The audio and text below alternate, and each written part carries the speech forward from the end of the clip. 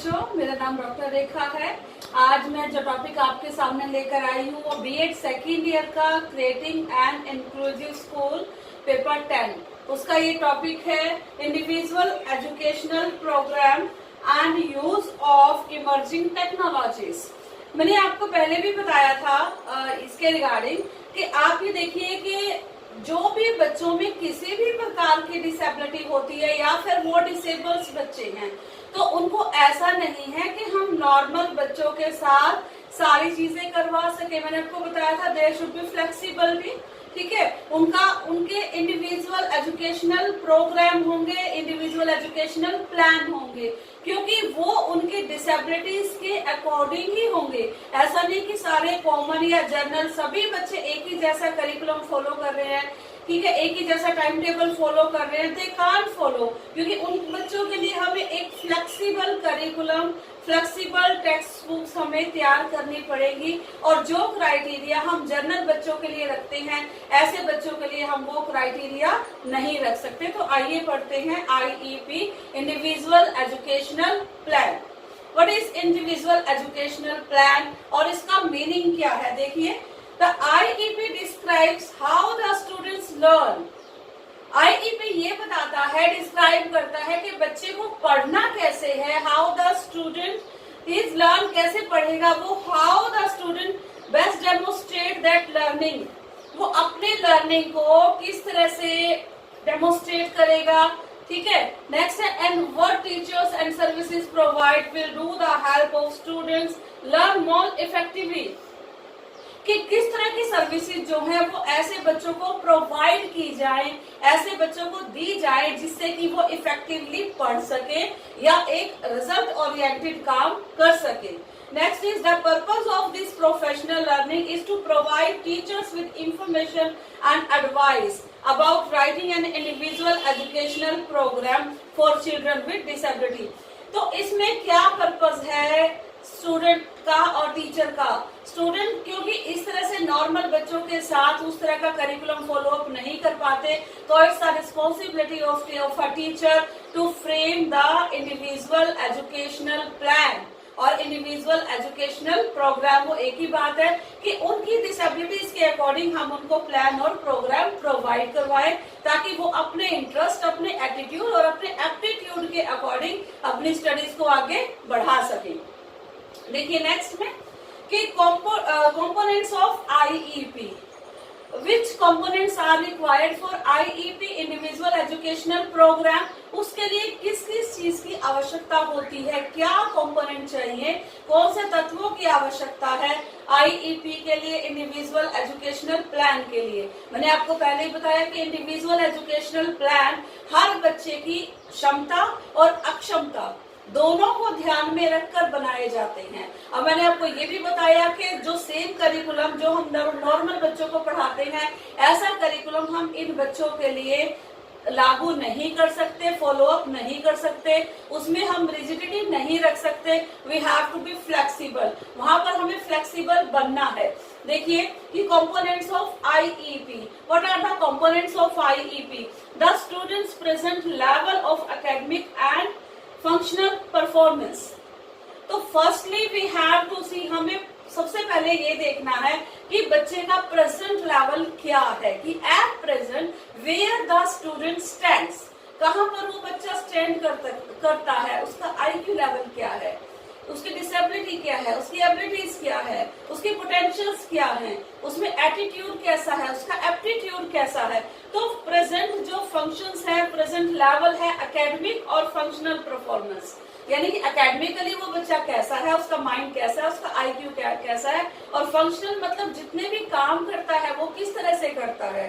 तो इन चीजों का ध्यान हमें यहाँ पर रखना है सबसे पहले। नेक्स्ट है special education and related services as well as supplementary aids to be provided to the student, कि उन बच्चों को किस प्रकार की स्पेशल एजुकेशन आपने प्रोवाइड करवानी है एंड रिलेटेड सर्विसेज, और उस एजुकेशन से रिलेटेड सर्विसेज कैसे प्रोवाइड करवानी है। अब मैंने आपको बताया था कि जैसे ब्रेल है, ठीक है, तो VI के लिए क्या रिक्वायरमेंट होगी, वहां पर हमें ये देखना है कि VI इज रिक्वायर्ड, क्या किस चीज की रिक्वायरमेंट, ब्रेल की, ठीक है। अब ऐसे HI के लिए हमें ऑडियोमीटर, ठीक है ना। और अगर बहुत सारे ऐसे इंस्ट्रूमेंट्स हैं जो उन बच्चों के लिए बनाए गए हैं, ठीक है। अब ऑर्थोपेडिक के लिए ब्रेसेस चाहिए, हमें रैम्प्स चाहिए, तो वो क्या है, वो उनकी जरूरत के अकॉर्डिंग उनके लिए सप्लीमेंट्री एड्स हैं।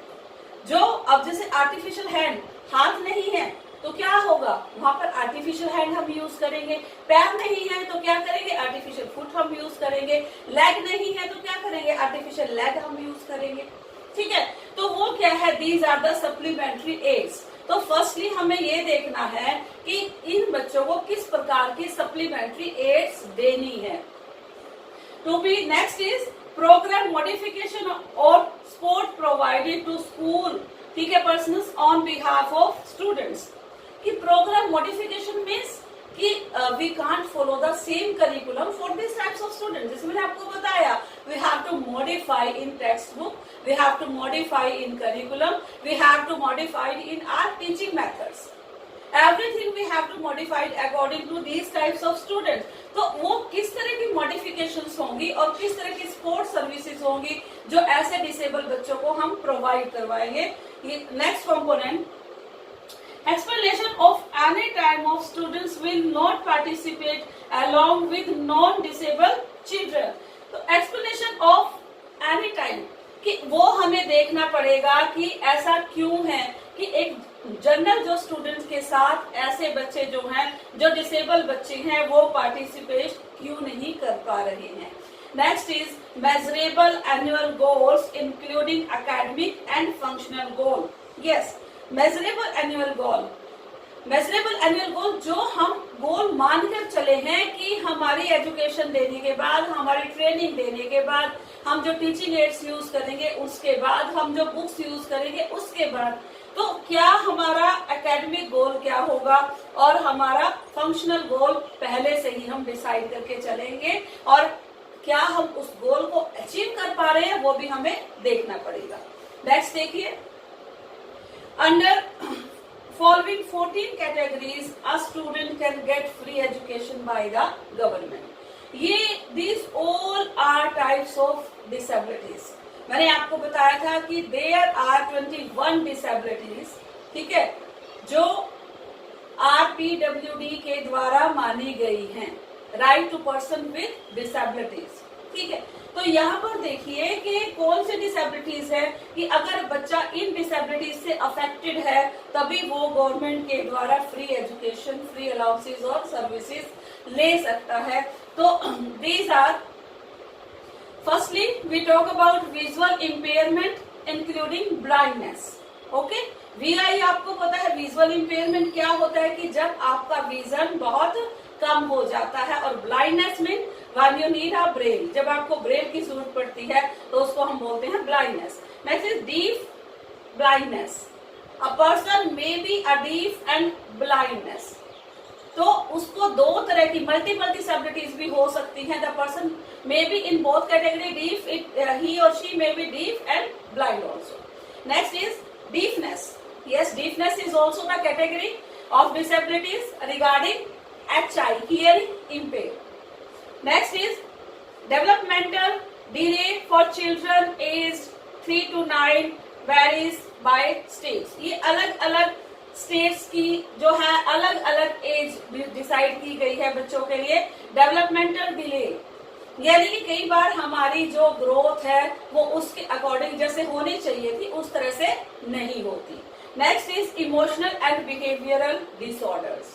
यस, कई बार क्या होता है कि हमें देखने में एक पर्सन बिल्कुल सही नजर आ रहा है, वी कांट इमेजिन कि इस पर्सन में इस तरह की बिहेवियरल प्रॉब्लम भी हो सकती है और इस तरह की इमोशनल प्रॉब्लम भी हो सकती हैं, but these are also called disorders. ठीक है, तो बहुत सारी मूवीज भी बनी है इस तरह के जो बिहेवियरल डिसऑर्डर्स है और इमोशनल डिसऑर्डर्स है। Okay, next is hearing impairment. You know about hearing impairment. ठीक है, जब आपको सुनाई नहीं देता, और प्रोफाउंड में क्या हो जाता है, स्टार्टिंग में हार्ड ऑफ हियरिंग होता है कि जब आपको बहुत मुश्किल से सुनाई देता है, और उसके बाद की कंडीशन क्या होती है कि डीफ एंड डम की कंडीशन होती है। Okay, next is intellectual disability, form referred to as mental retardation. Yes, what is this intellectual disability? कि जब आप बौद्धिक स्तर पर इतनी अच्छी तरह से सोच नहीं पाते, और इसको हम एक तरह का मेंटल रिटार्डेशन भी मानते हैं, MR जिसे हम कहते हैं। MR कैटेगरीज में भी फर्दर बहुत सारी कैटेगरीज हैं। MR मीन्स मेंटल रिटार्डेशन, कि जब हमारा दिमाग सही प्रकार से काम नहीं करता, that is called mental retardation. Next is orthopaedic multiple impairment disabilities. Yes, जब आपने देखा होगा कि कोई ऐसे करके चलता है या फिर कोई ऐसे करके चलता है, या एक टांग को आगे पीछे ये ऐसे घुमा के चलता है, या फिर बॉडी के किसी भी पार्ट में किसी तरह का लंप होता है बहुत ज्यादा, मतलब जिसको चलने में दिक्कत आए, चलने भी ना पाए, इस तरह का, तो that is called orthopaedic multiple impairment. कई बार ऐसा होता है कि सिर्फ एक जगह नहीं होता, वो कई पार्ट्स में होता है, और कई बार ऑर्थोपेडिक के साथ एक दूसरी डिसेबिलिटी भी हो जाती है, तो दैट इज कॉल्ड मल्टीपल। जहां पर एक से ज्यादा डिसेबिलिटीज आपके अंदर हो, that is called multiple disabilities.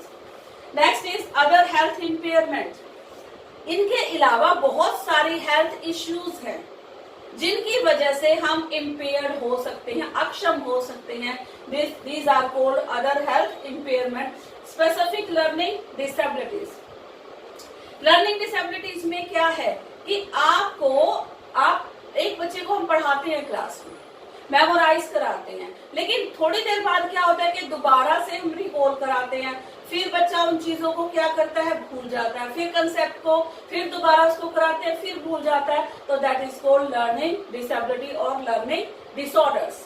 कि वो बच्चा बहुत बड़े बड़े कंसेप्ट याद नहीं कर सकता, उनको मेमोराइज नहीं कर सकता, और उनको रिकॉल भी नहीं कर सकता।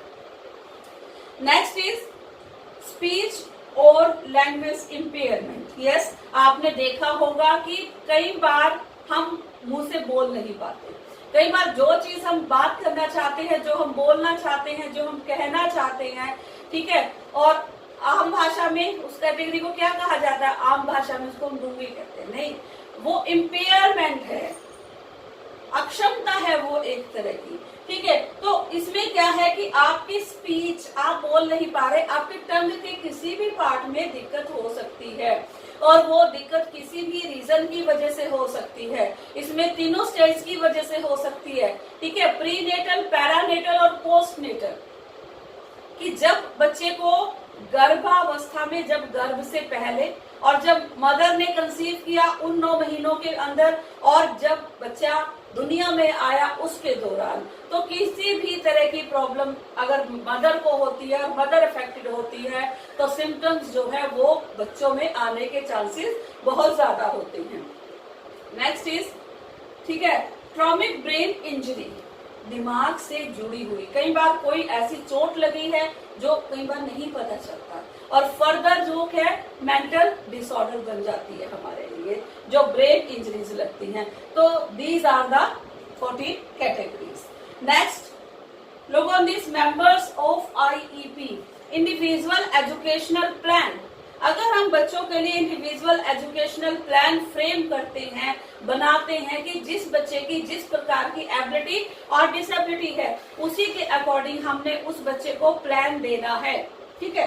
तो उसके लिए आपकी IEP टीम में, इंडिविजुअल एजुकेशनल प्रोग्राम टीम में किस किस मेंबर की आवश्यकता होती है और कौन कौन से मेंबर होने चाहिए, तो इस पर एक नजर डालिए कि कौन कौन होना चाहिए आपकी टीम के अंदर एजुकेशनल, ठीक है। At least one of the child parent और लीगल गार्जियन। यस, या तो बच्चे के पेरेंट हो, कोई भी मम्मी हो, पापा हो, दोनों हो तो बहुत अच्छी बात है, या फिर उसके लीगल गार्जियन हो जिन्होंने उनको, उस बच्चे को अडॉप्ट किया है, गोद लिया है, या फिर जिनके पास वो बच्चा रहता है। Next is a case manager और a representative of the school, ठीक है, not students teacher who is qualified to prove the supervise special education. एक ऐसा रिप्रेजेंटेटिव होना चाहिए, ठीक है, जिसमें क्या काबिलियत हो, जिसके अंदर सुपरवाइज करने की काबिलियत हो, जो ये देख सके कि बच्चे में इस तरह की प्रॉब्लम है, और इस प्रॉब्लम को किस तरह से डायग्नोज किया जा सकता है। Next is a general education teacher is required to attend if the recommended program include activities with the general education students even if the child is not special education class। yes, देखिए जरूरी नहीं है कि एक starting की as में अगर बच्चा स्कूल में आया है तो वो फिर diagnose the problem of a student. Firstly तो हमें पता ही नहीं कि बच्चा दिखने में नॉर्मल है, हमें नहीं पता कि इसके अंदर क्या प्रॉब्लम है। तो एक जो बच्चे का जो क्लास टीचर है, जो जनरल टीचर है उसका, ठीक है, वो टीचर क्या करता है, फर्स्टली वही उसकी प्रॉब्लम को डायग्नोज करता है। और जरूरी नहीं है कि ये स्पेशल क्लास में ही, ये एक जनरल क्लास में भी डायग्नोज का जो प्रोग्राम है, डायग्नोस्टिक प्रोग्राम, वो किया जा सकता है। Next is any provider of the related services to the child, कोई भी ऐसा जो कि इससे रिलेटेड सर्विसेज का प्रोवाइडर हो। Normally services include speech therapy, occupational therapy, ठीक है, एडेप्टेड फिजिकल एजुकेशन। वो उनमें से किसी भी चीज के लिए रिगार्डिंग हो सकता है। स्पीच थेरेपी के रिगार्डिंग कि आपका स्पीच थेरेपिस्ट, यानी कि आपको बोलने में दिक्कत है, हमने कहा था ना कि वोकल कॉर्ड में है या फिर आपकी टंग के किसी पार्ट में कोई भी प्रॉब्लम है, तो वहां पर कौन काम करेगा, वहां पे आपका स्पीच थेरेपिस्ट काम करेगा। नेक्स्ट इज ऑक्यूपेशनल थेरेपिस्ट कि आपको किस ऑक्यूपेशन में जाना चाहिए, आपके अंदर क्या एबिलिटी है या फिर आप किस ऑक्यूपेशन को अपना सकते हो, तो वो कौन काम करता है, वो ऑक्यूपेशनल थेरेपिस्ट काम करता है। और एंड एडेप्टेड फिजिकल एजुकेशन, ठीक है, तो और एक जो आपकी फिजिकल एबिलिटीज के बारे में बताता है, तो that is in physical education. Next is professionals who are qualified to explain the result of testing, ठीक है, तो this usually requires as psychological and educational evaluators to attend if an assessment report is reviewed, this is usually occurs in the 3 years views of ट्राइपल IEP। Okay, तो इसमें क्या है कि एक आपको ऐसा क्वालिफाइड पर्सन चाहिए कि जो कि बच्चों की प्रॉब्लम को इवेल्युएट कर सके, जो कि बच्चों की प्रॉब्लम को डायग्नोज कर सके और डायग्नोज करने के बाद उसके ट्रीटमेंट की तरफ भी वो एक स्टेप ले सके। Next is the students guidance counsellor may be needed to the attendance to discuss course that may be required or for students for his or her education, ठीक है, तो एक गाइडेंस और काउंसलर की भी आवश्यकता होती है कि जो ऐसे बच्चों के लेवल को देखकर, उनके एकेडमिक लेवल को देखकर, उनके एजुकेशनल लेवल को देखकर उनको गाइड कर सके। तो नेक्स्ट आप देखिए services that may be provide to a child with disabilities. जितने भी हमारे बच्चे डिसेबिलिटीज से ग्रस्त हैं या किसी भी प्रकार की अक्षमता से ग्रस्त हैं, उनके लिए हम कौन कौन सी सर्विसेज प्रोवाइड करवा सकते हैं।